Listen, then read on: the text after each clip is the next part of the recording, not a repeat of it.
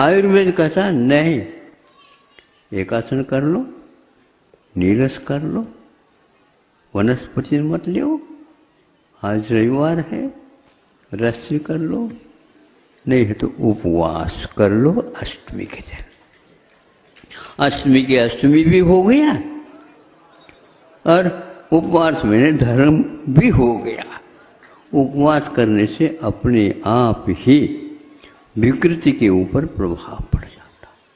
यह औषध नहीं किंतु यह भोजन करने की पद्धति है। और क्या बताएं हम, इसलिए बताना चाहता हूँ, आप लोगों को अन्यथा लगे या ना लगे, लेकिन विकसित है इसलिए आपको कहना चाहता हूँ। मधुमेह जिसको शुगर की बीमारी आप बोलते हैं, उसके ऊपर कोई भी प्रयोग है ही नहीं।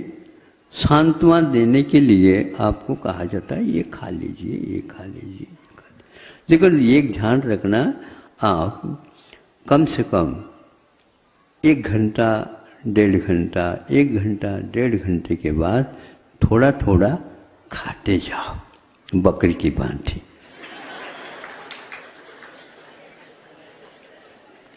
ये आहार शास्त्र का विपरीत है। आयुर्वेद कहता है कि नहीं, इतनी ही बार इसको लेना है और इतना ही लेना है, क्योंकि यदि आप उपवास करते हैं तो इसको लेने की कोई आवश्यकता नहीं पड़ती। शुगर को यदि मिटाना चाहते हो तो पहले से कहा हुआ, आप भोजन बार बार न करिए किंतु नियंत्रण से आप करिए। यदि उपवास करते हैं तो कोई बाधा नहीं। आज विज्ञान ने भी इस बात को स्वीकार की। जापान ने एक लेख भेजा था, उसके अनुसार मैं कह रहा हूँ। उसमें उन्होंने कहा कि उपवास करने से बल्कि शुगर के ऊपर ब्रेक लग जाएगी।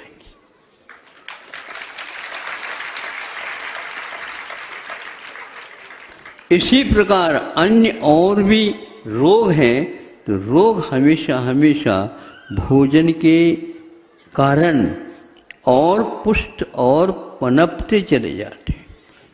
तो आज जिसको बाद में थोड़ी शुगर हो गई मान लो, तो वह व्रत हम व्रत नहीं ले सकते।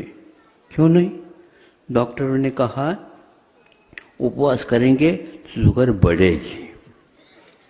अब हम क्या कहना चाह रहे हैं, विकसित अब कौन से देश है और विकासशील कौन है, आपको बताना पड़ेगा। अब धीरे धीरे वो लोग भी स्वीकार करने लगे, हाँ उपवास करने से भयंकर रोग भी नियंत्रण में आ सकते। नियंत्रण में लाने का लिए आप कम से कम ये विधि अपना सकते हैं। ऐसे कई उदाहरण सुनने को उपलब्ध हो रहे हैं।